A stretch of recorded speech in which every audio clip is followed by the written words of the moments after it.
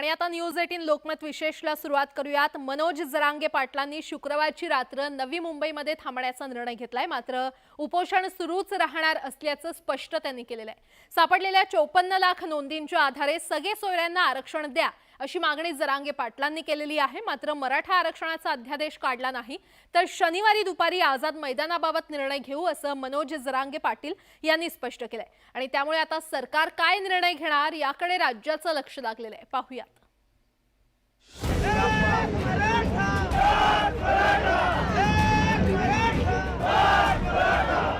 आरक्षणाच्या मुद्द्यावर मनोज जरांगे पाटलांनी पुन्हा एकदा आक्रमक भूमिका घेतली आहे। मात्र आक्रमक भूमिका घेताना सरकारला वेळ देण्याची लवचिकताही मनोज जरांगेंनी घेतली।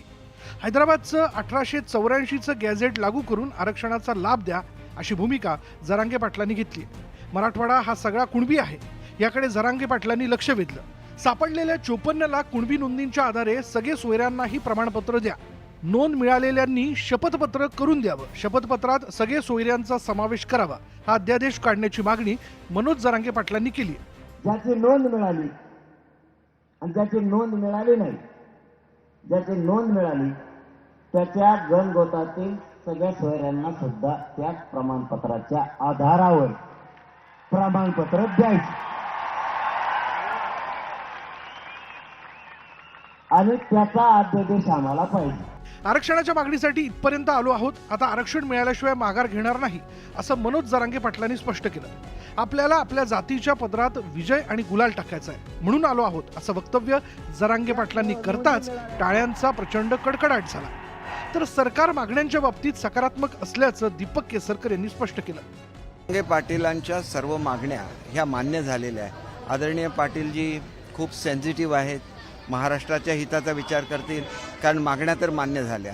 मागण्या मान्य झाल्यानंतर त्याची अंमलबजावणी हे शासकीय जे विहित नियम असतात त्याप्रमाणे होत असते।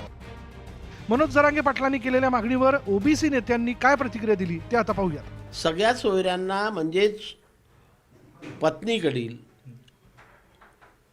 नातेवाईकांना तशा प्रकारचे प्रमाणपत्र राज्य सरकारला देण्याचा अधिकार नाही आणि राज्य सरकार तो निर्णय घेऊ शकत नाही। मनोज जरांगे पाटील आरक्षणाच्या मागणीसाठी मुंबईच्या वेशीवरती आलेत। आता राज्य सरकार काय निर्णय घेणार यावर पुढील घडामोडी घडणार असल्याचं स्पष्ट झालंय। Bureau report, news 18 Lokmat.